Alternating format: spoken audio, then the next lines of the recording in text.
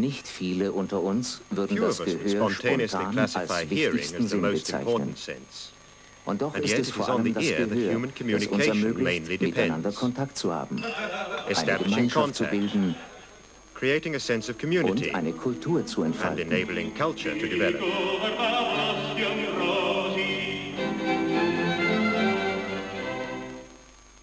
Papa. Mama.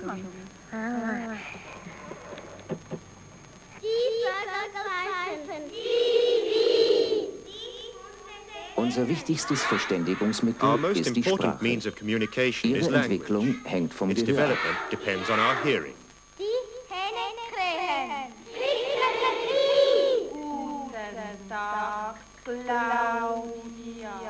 Bei schwerhörigen Kindern ist die sprachliche Entwicklung stark erschwert. Diese Kinder sind nicht etwa dumm, aber weil sie nicht hören können, bereitet es ihnen große Mühe, sinnvolle Lautformen zu lernen. Das gesunde Kind empfängt den Schall aus seiner Umgebung und kann die Schallreize zu einer Wahrnehmung verarbeiten.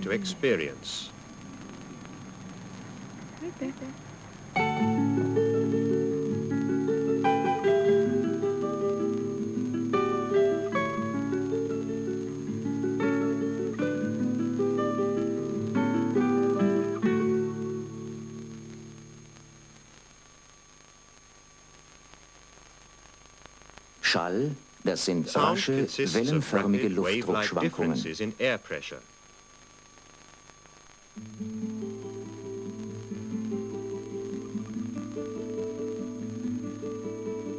Dies ist das Bild meiner Stimme, während ich zu Ihnen spreche.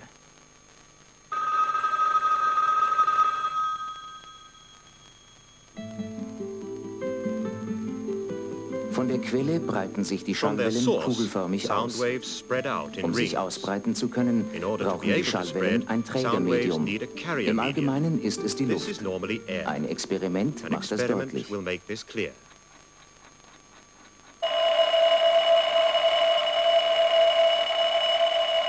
Wenn wir die Luft aus der Glasglocke herauspumpen, kann sich der Schall nicht mehr ausbreiten.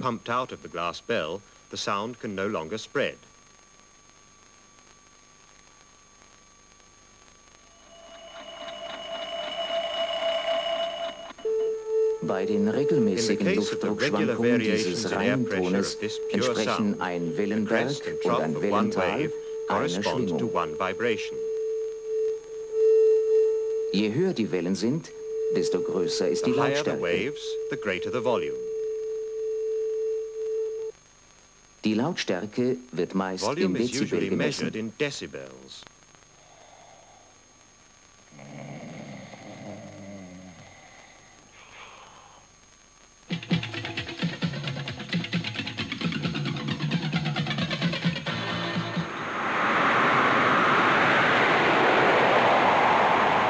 Etwa 130 Dezibel sind für uns die Grenze des Erträglichen.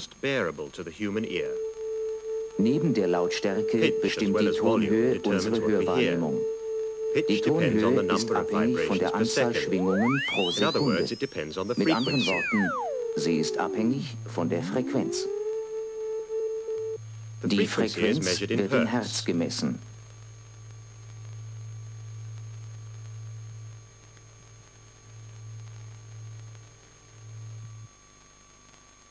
Wenn wir hören, nehmen wir immer sowohl die Tonhöhe als auch die Lautstärke wahr. Als tiefsten Ton kann ein junger Mensch 16 Hertz bei einer Lautstärke von etwa 100 Dezibel gerade noch wahrnehmen. Der leiseste hörbare Ton hat eine Frequenz von etwa 2000 Hertz. Der höchste eine Frequenz von ungefähr 20.000 Hertz. Diese Grenze der Wahrnehmbarkeit bezeichnet man als Hörschwelle. Die Grenze auf der Gegenseite bilden die gerade noch erträglichen Lautstärken. Es ist die Schmerzgrenze. Dieses Feld stellt den menschlichen Hörbereich dar.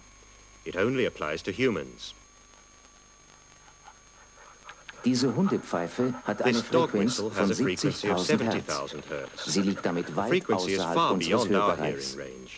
Dieser Hörbereich gilt aber auch nur für junge Menschen. Mit dem Alter nimmt die Hörfähigkeit ab.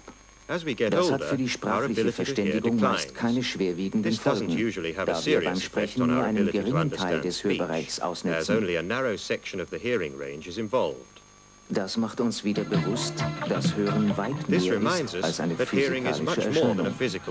Was wir hören, kann Gefühle in uns wachrufen. Was wir hören, hat Bedeutung für uns. Auch wenn wir es nicht immer verstehen.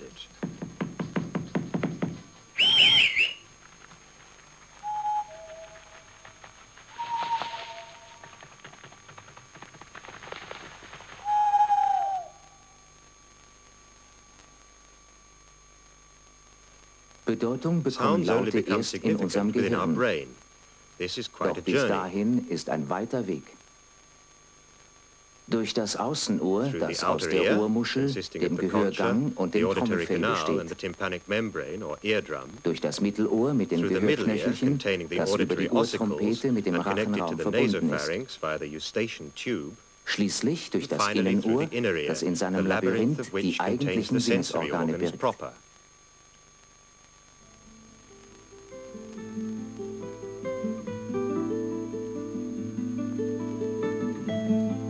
Die Schallwellen werden von der Ohrmuschel aufgefangen. Im äußeren Gehörgang werden sie verstärkt und treffen dann auf das Trommelfell, die Schwelle zum Mittelohr. Das Trommelfell wandelt die Luftschwingungen in mechanische Schwingungen und gibt sie an die Gehörknöchelchen weiter. Zuerst an den Hammer, dessen Stiel mit dem Trommelfell verwachsen ist. Der Hammer überträgt die Schwingungen auf den Amboss und der Amboss gibt sie an den Steigbügel weiter. Dabei ist das ganze Mittelohr kaum größer als ein Marienkäfer.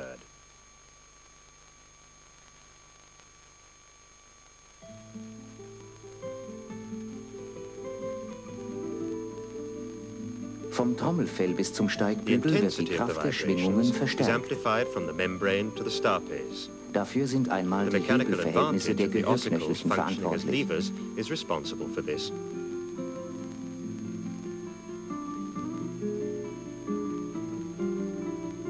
Eine noch wirksamere Verstärkung aber ist die Übertragung vom relativ großflächigen Trommelfell auf die winzige Steigbügelplatte. Erst an der Steigbügelplatte reicht die Kraft aus, um die Schwingungen an das Innenohr weiterzugeben. Der Übertragungsmechanismus ist auf normale Lautstärken abgestimmt. Was aber geschieht bei ungewöhnlich starken Schwingungsausschlägen?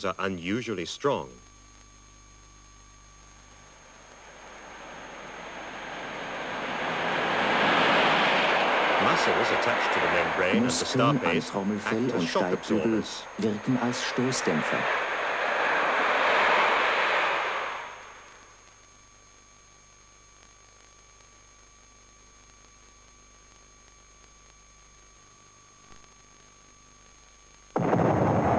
Erreicht aber ein plötzlicher lauter Knall unser Ohr, kann das Trommelfell trotzdem reißen.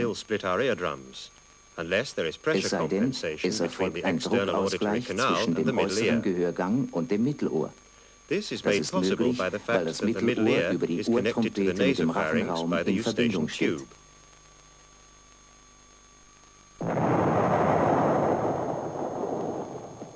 Bei geöffnetem Mund kann über die Ohrtrompete ein Druckausgleich stattfinden und das Trommelfell bleibt intakt. Trotz dieser Sicherheitsvorkehrungen ist Lärm für uns schädlich. Übrigens ist Lärm keine neue Erscheinung. Schon im alten Rom wurde ein Nachtfahrverbot für Karren erlassen, damit die Bürger ruhig schlafen konnten.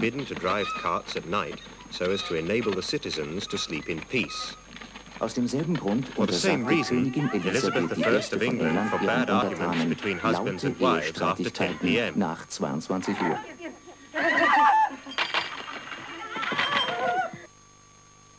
Eines Tages wird der Mensch den Lärm ebenso unerbittlich bekämpfen müssen wie die Cholera und die Pest, um existieren zu können.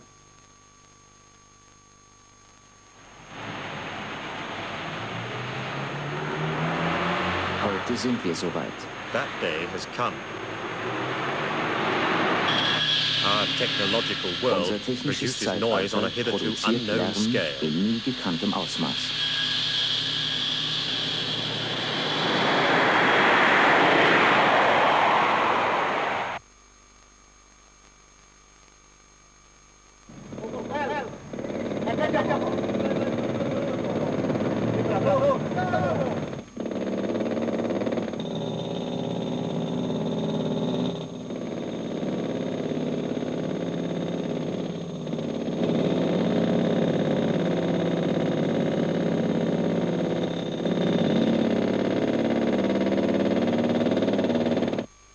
Dauernde Lärmeinwirkung kann zu Schwerhörigkeit führen. Denn trotz der Schutzmechanismen im Mittelohr dürfen die Sinnesorgane im Innenohr nicht dauernd überlastet werden.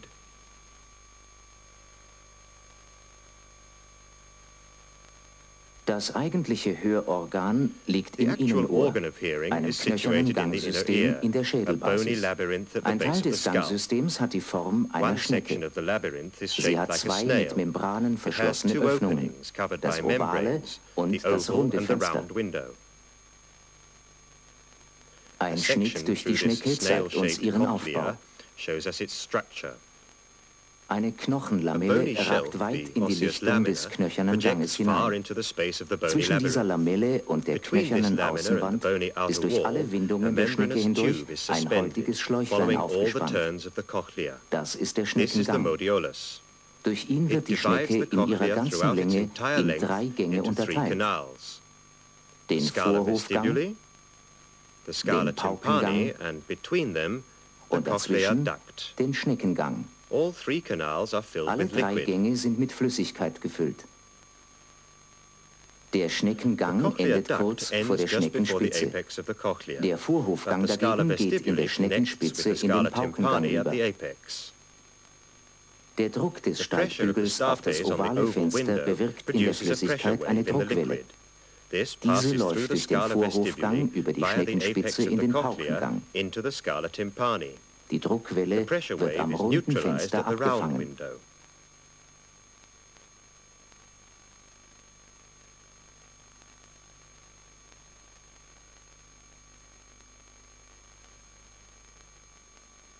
An einer abgerollten Schnecke lässt sich die Wirkung der Druckwelle verdeutlichen.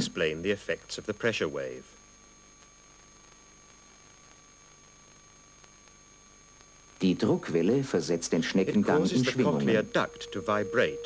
Die Tonhöhe bestimmt, an welcher Stelle die Schwingungen den größten Ausschlag haben.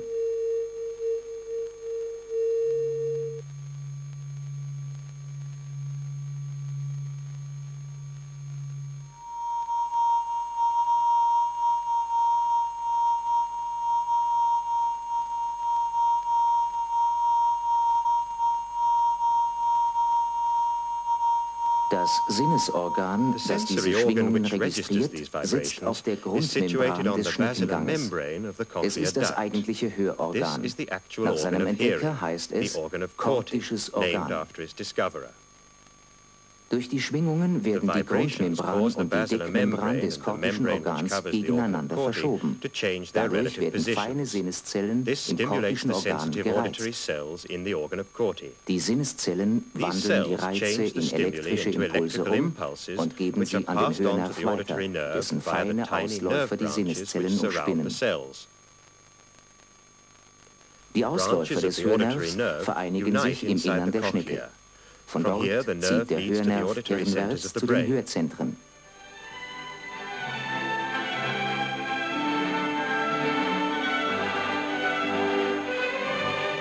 Hören hängt von der Übertragung der Schwingungen im Mittelohr ab. Auch die Sinnesorgane im Innenohr müssen funktionstüchtig sein, damit wir hören können. Letztlich aber ist Hören wie jede Wahrnehmung nur möglich dank den Leistungen unseres Gehirns. So ist es auch eine Leistung unseres Gehirns, wenn wir die Richtung und die Entfernung einer Schallquelle feststellen können. Die Richtung einer Schallquelle können wir vor allem aus der Zeitdifferenz erschließen, mit der eine Schwingung unsere beiden Ohren erreicht. Diesen Zeitunterschied vermag unser Gehirn so zu verarbeiten, dass sich daraus die Richtung der Schallquelle ergibt. Dadurch vermögen wir auch Schallquellen zu unterscheiden, die nur wenige Grade auseinander liegen. Noch feiner als bei uns ist das Richtungshören bei manchen Tieren entwickelt.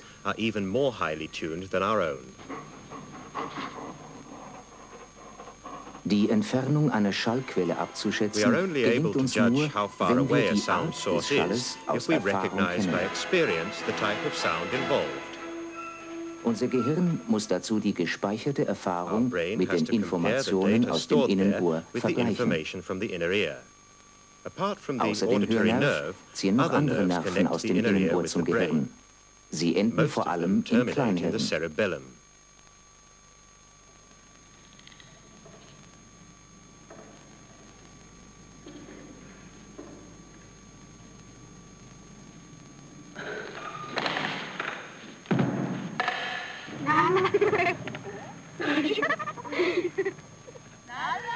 Ständig verändern wir die Lage unseres Körpers. Sinnesorgane helfen uns dabei, das Gleichgewicht zu halten, ohne dass wir uns dessen bewusst werden.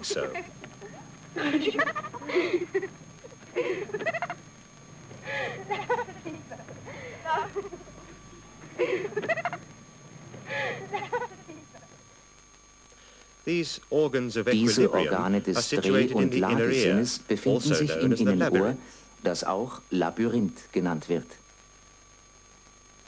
Der knöcherne Hohlraum ist mit Flüssigkeit gefüllt und enthält das heutige Labyrinth.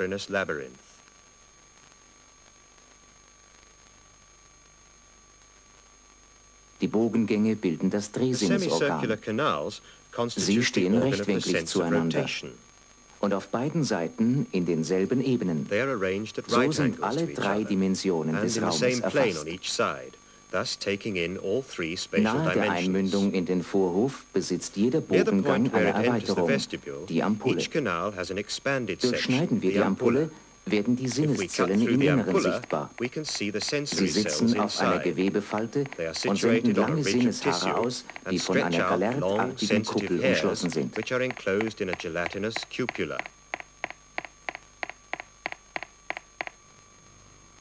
Wenn wir unseren Kopf drehen, drehen sich die Bogengänge mit. Infolge ihrer Trägheit bleibt die Flüssigkeit jedoch zurück und biegt dabei die Kuppel um. Dadurch werden die Sinneszellen gereizt. Die Impulsfolge ändert sich.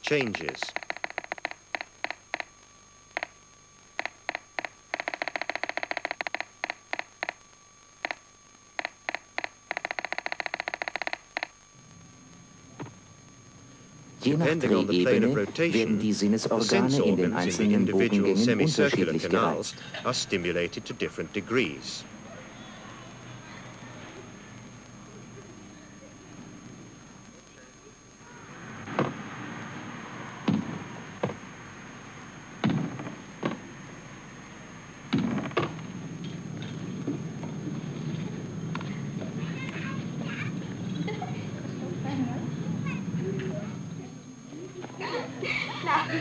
Drehen wir uns längere Zeit in dieselbe Richtung, beginnt sich die Flüssigkeit langsam mitzubewegen.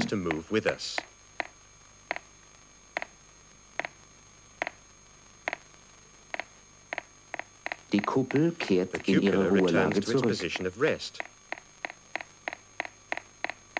Wird die Drehung dann plötzlich unterbrochen, strömt die Flüssigkeit weiter und biegt die Kuppel um. Das täuscht uns eine Bewegung in der Gegenrichtung vor, die uns allen als Drehschwindel bekannt ist. An die Bogengänge schließen sich zwei bläschenartige Erweiterungen an. Sie enthalten die Organe des Lagesinns.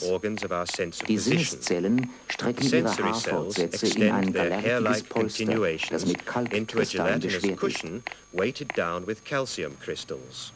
Neigen wir unseren Kopf, so gerät die Galerte aus der Normallage. Die Sinneszellen werden gereizt.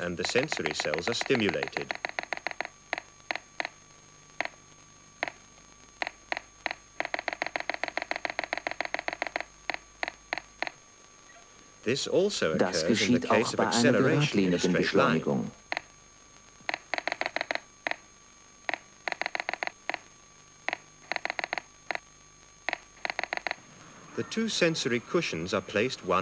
Die beiden Sinnespolster stehen senkrecht zueinander. Indem unser Gehirn die Meldungen der Sinnespolster vergleicht, kann es die Lage und die Beschleunigung unseres Kopfes exakt bestimmen. Wie bei den Drehbewegungen wird uns das jedoch nur in Ausnahmefällen bewusst, wenn die Sinnesorgane überreizt werden.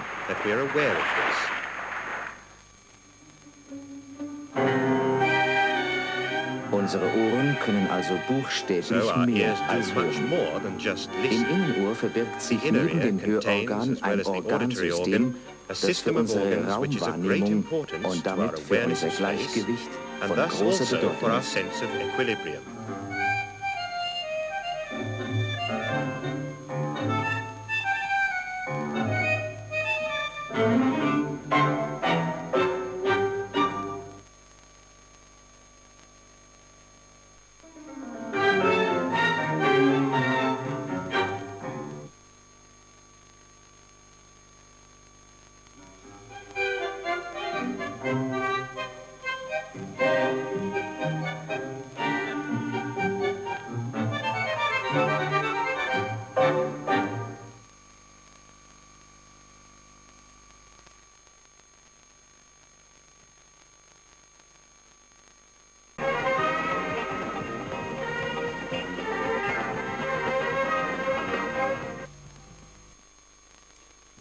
Wir sind jetzt mitten im Gehirn eines menschlichen Fötus.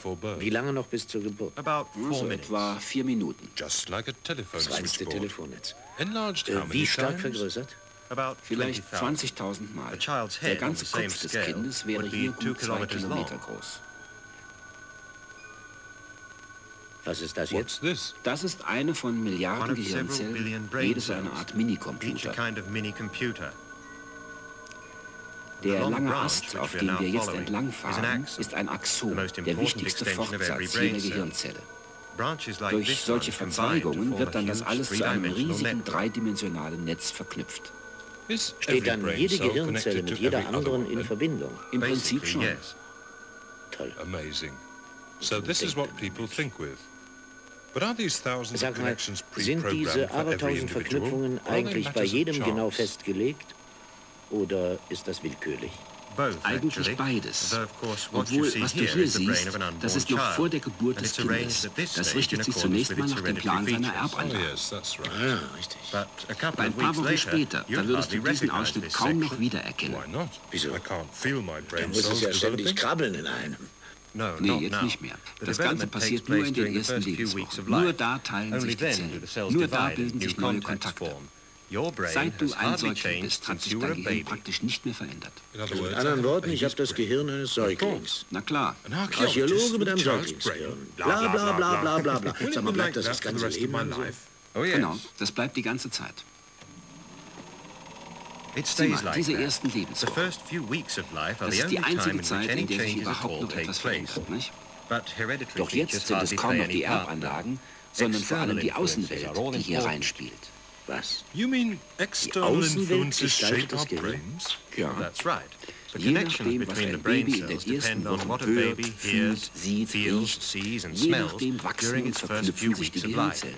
Wenn also ein Säugling von morgens bis abends Bonawachs riecht, dann beeinflusst das die Verknüpfung? Natürlich. Alles, was ein Baby in dieser Zeit erlebt. Stress, Zärtlichkeit und selbst der Sauerstoffgehalt der Luft und die Art der Nahrung. Aber das heißt ja dann, dass jeder Mensch anders denkt. Ja, und ob? Man weiß zwar noch kaum, wie das dann zusammenspielt, aber wenn ein Baby besonders viele Eindrücke über das Auge bekommt, dann verdrahtet sich auch sein Gehirn besonders intensiv im Sehzentrum.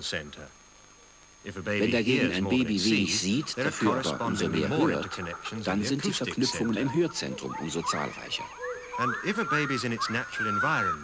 Und in einem Baby in einer natürlichen Umwelt oder im ständigen Hautkontakt mit der Mutter, wie hier, da wachsen natürlich auch andere Verknüpfungen als in einem Baby, das hauptsächlich solche technischen Geräusche und Formen wahrnimmt.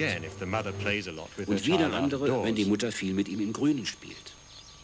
Die Natur weiß ja nicht im Voraus, in welcher Umwelt ihre Geschöpfe zur Welt kommen. Deshalb sorgt sie dafür, dass sich das Gehirn wenigstens noch eine kurze Zeit nach der Geburt im Kontakt mit der Umwelt vertragen kann, damit der Mensch mit dieser Umwelt später besser zurechtkommt. Du siehst, da ist bei dir der Haken. Sag mal, die Schule, die nimmt doch darauf überhaupt keine Rücksicht. Da müsste doch jeder praktisch anders lernen. Ja, deshalb warst du auch damals nicht in Latein so schlecht, sondern eben nur in der Art, wie du es gelernt hast. Ja, zum Wohl dann. Hier, sieh dir das mal an. Da habe ich eine Mikroaufnahme, und zwar einen Schnitt durch eine Gehirnpartie zum Zeitpunkt der Geburt. Hier die einzelnen Gehirnzellen, da ihre Fortsätze, die Axone, die sich dann weiter verfahren. Also genau wie vorhin im Film. Und das ist 3 Monate später. Du siehst, das Netz ist viel dichter geworden. Die ersten Lebenswochen haben also eine deutliche Spur hinterlassen. Ist ja amazing. Aber jetzt pass auf, jetzt kommt der Clou. Das ist dasselbe. Nein, das ist nochmal ein ganzes Jahr später. Aber es hat sich praktisch überhaupt nichts mehr geändert.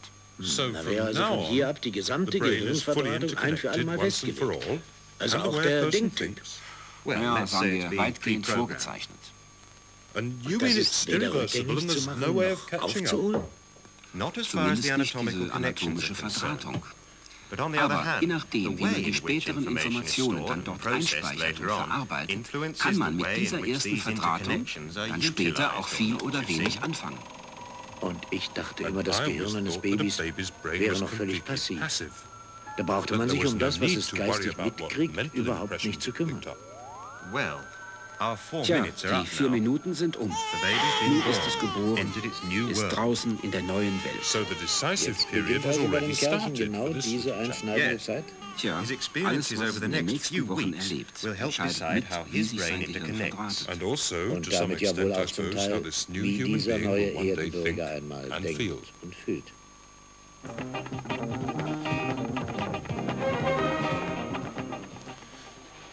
Now, come on.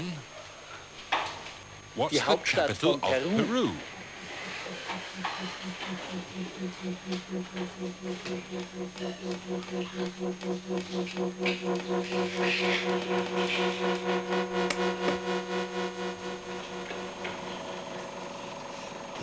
I know the feeling. Siehst du?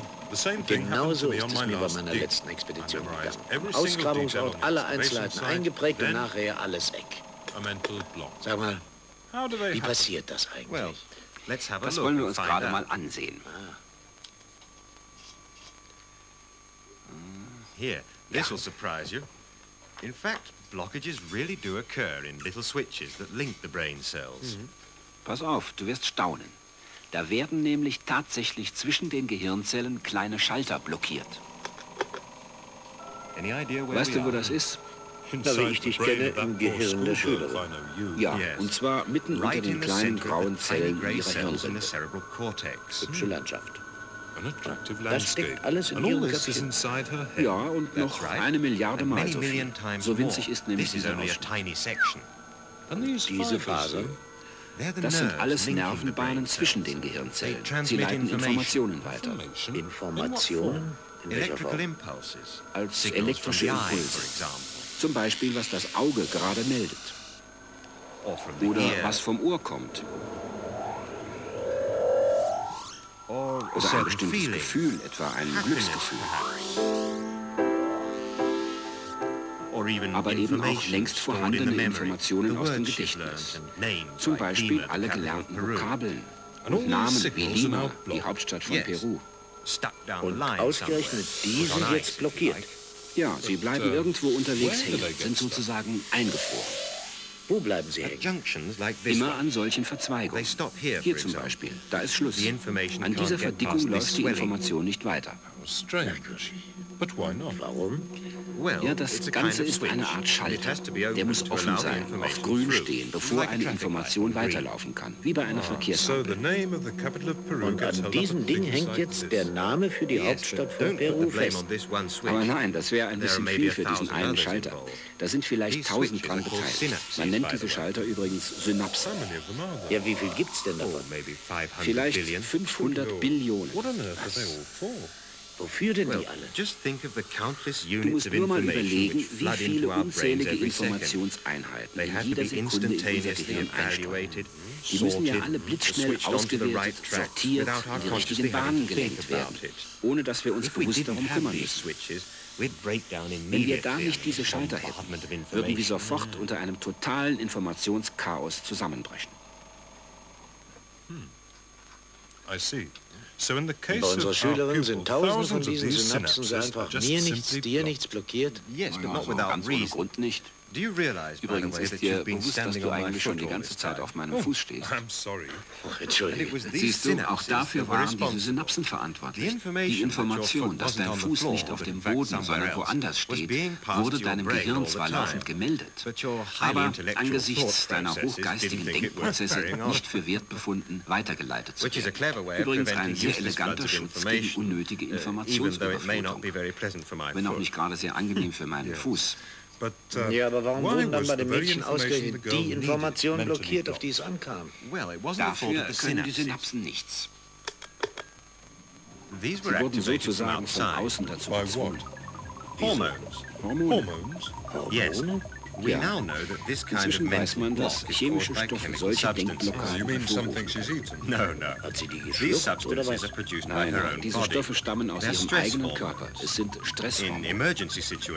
Bei jeder Alarmsituation erregen die mit Angst oder Schreck verbundenen Gedankenimpulse einen bestimmten Nervenstrang, den Sympathikus. Der befiehlt allen möglichen Stellen im Körper, Stresshormone ins Blut auszuschütten. Vor allem hier in der Nebenniere. Wozu ist das gut? Nun, diese Hormone haben normalerweise ganz wichtige Aufgaben. Sie mobilisieren in Bruchteilen von Sekunden riesige Energiemengen, Fett und Zucker. Denn für den Körper bedeutet ein Stresssignal Gefahr. Und bei Gefahr musst du angreifen oder wegrennen. Und dafür brauchst du eben Energie. Aber auch im Gehirn haben diese Hormone eine Aufgabe. Sie hemmen dort viele Synapsen, schalten sie praktisch auf aus. Die Impulse können hier nicht weiterlaufen.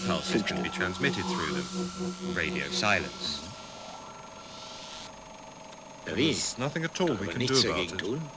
Nicht direkt, aber schließlich hatte die Natur ja was ganz Bestimmtes damit im Sinn.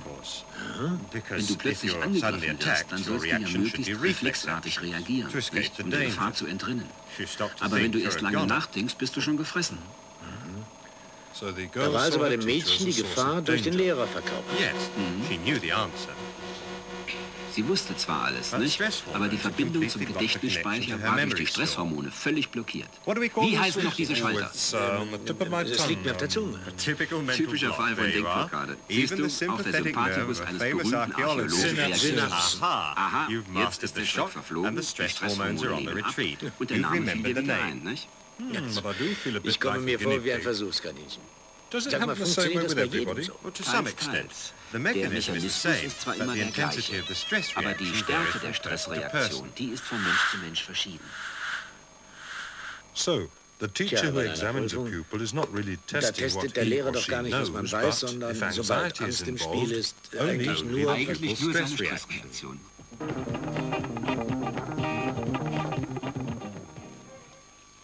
Du willst also wissen, auf welchem Wege eine Wahrnehmung ins Gedächtnis kommt, ja? Ja. Vielleicht kann ich so die Geheimnisse der Inkas besser erforschen. Gut, ich zeige dir jetzt einen Gegenstand, der dich als Archäologe bestimmt interessieren wird. Achtung. Los. Ein aztekischer Wassergott. So. Im Film siehst du jetzt, wie sowas vom ersten Anblick bis zur bleibenden Erinnerung sich im Gedächtnis einprägt. Die Wahrnehmung von dem grünen Inka-Männchen ist inzwischen in deinem Gehirn angekommen. Und kreist jetzt dort in Form elektrischer Form. Elektrische Form? Ja, das ist das Ultrakurzzeitgedächtnis. So eine Art Momentangedächtnis, das etwa 10 bis 20 Sekunden lang anhält. Dann verlöscht alles wieder. So eine Wahrnehmung? Die ist jetzt schon in der nächsten Gedächtnisstufe angekommen. Da fahren wir jetzt hin. Tief in die kleinsten Dimensionen unseres Gehirns. Hunderttausendfache Vergrößerung. Der dazugehörige Kopf wächst allmählich auf die Größe Europas. 1 Million, 10 Millionen, und jetzt 100 Millionenfach vergrößert. Wir sind jetzt im Kern irgendeiner Gehirnzelle. Direkt schaurig. Eerie, but beautiful.